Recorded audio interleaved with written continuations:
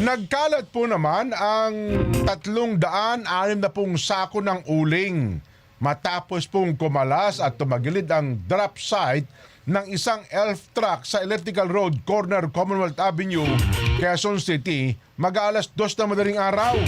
Ayon po sa 52 anyos na truck driver, may nag-overtake umano sa kanyang dump truck kaya kinailangan niyang umiwas.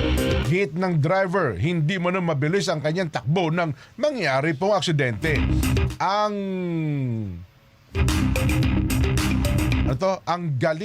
Nanggaling sila siguro sa Pangasinan at magdi-deliver daw po ng uling sa Marikina. Samantala'y mano-mano inilipat ang mga nagkalat na sako sa isa pang truck. Mag-alas 4 na po ng umaga nang tuluyang maalis ang sasakyan, pati yung uling. Ayo!